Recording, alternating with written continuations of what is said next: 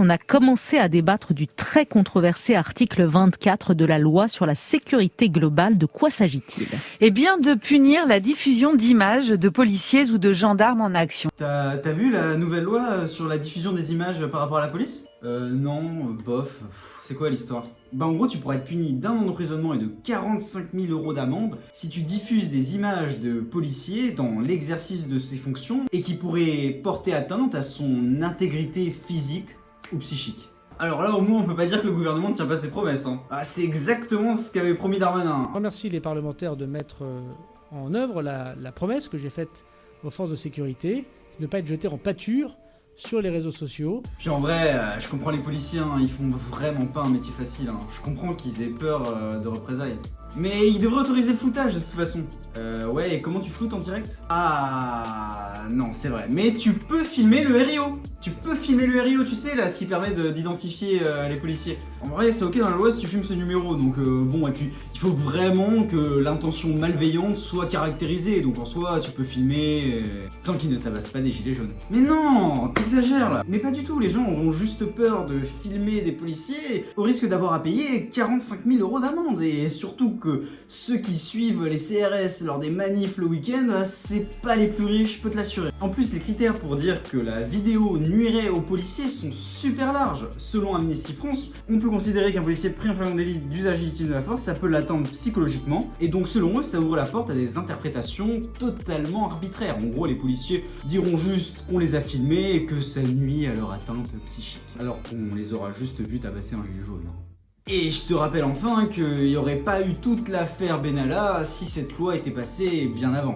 Oui, bah justement, toute l'affaire Benalla repose sur le fait qu'il n'était pas flic. C'est exactement ce que je disais avant. Tout le monde aurait eu peur de filmer Benalla parce qu'il n'aurait pas voulu payer les 45 000 € d'amende. Puis cette histoire est quand même très dystopique, hein. Les policiers deviennent les seuls à pouvoir visualiser la société dans son ensemble à travers les caméras de sécurité, à ne bien sûr pas flouter nos visages lorsqu'ils nous regardent. Par contre, les citoyens n'auront plus aucun droit d'afficher et de filmer le visage des policiers. C'est quand même une voie à sens unique, non ?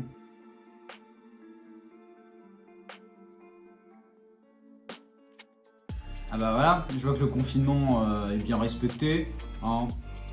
Non mais c'est vraiment n'importe quoi, les gens ne respectent pas du tout le confinement, on arrive au pic de la deuxième vague là, c'est super grave. Et qu'est-ce que tu veux faire toi, hein ? Tu veux qu'on reste tous confinés chez soi ? Et jusqu'à quand ? Normalement le pic devrait arriver le 15 novembre, mais si on fait rien, les médecins devront choisir qui doit vivre ou mourir. C'est-à-dire, les lits de réanimation seront saturés et c'est justement eux qui permettent aujourd'hui aux patients atteints du Covid de potentiellement survivre et de leur apporter des soins. Et si les lits ne sont plus disponibles, c'est non seulement ceux qui sont atteints du Covid qui ne pourront plus être soignés, mais aussi ceux qui ont d'autres maladies qu'on ne pourra tout simplement pas traiter. Ah oui, c'est vrai que c'est con, il faudra choisir entre un vieux qui a chopé la grippe et un autre qui a trop abusé de la bouteille et qui vient pour la énième fois à l'hôpital. C'est dur.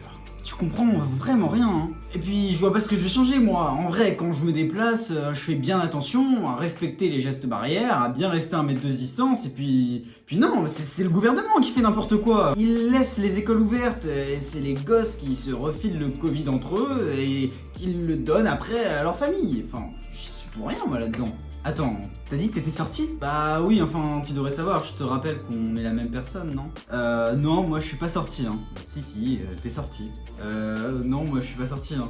Je vois pas de quoi tu parles, enfin, si, allez, peut-être 1 ou 2 fois pour aller faire les courses, mais vraiment, je vois pas de quoi tu parles, hein. Vraiment. Joe Biden, officiellement élu 46e président des États-Unis selon AP et de très nombreux médias américains. Fin de l'attente donc après. Bon, on va vraiment faire semblant de pas en parler ? De quoi ? Bah de l'élection de Joe Biden, c'est quand même le 46e président des États-Unis. Alors là, je vois pas du tout de quoi tu parles. Arrête, je sais que t'étais plutôt pour Trump, mais en vrai... Non, ils ont triché. Les votes par correspondance, c'est vraiment n'importe quoi. Mais non, mais ça a toujours existé. Trump était en tête, et les votes par correspondance sont dépouillés, et Biden repasse devant. Comme par hasard. Ah oui, mais Biden avait incité les démocrates à voter par correspondance, donc c'est normal. Et tu m'expliques comment on est sûr qu'on n'a pas envoyé des bulletins de vote en masse ? Beaucoup plus qu'il n'y a d'électeurs en fait. Bah ça, de toute manière, c'est Trump a porté plainte et la justice devra trancher dans les prochains jours.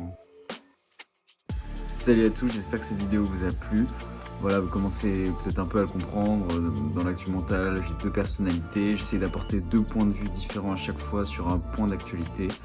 Je vais essayer de me tenir à faire une actu mentale par semaine désormais. Je vous annonce aussi qu'on va lancer un format de discussion sur Discord, dans un premier temps très axé sur la politique. Donc si vous avez envie de débattre de politique notamment, et de parler de plein de sujets différents avec des personnes venant de tous horizons, de pensées différentes, etc., inscrivez-vous sur le lien qui est juste en dessous et on se retrouve très bientôt. Salut!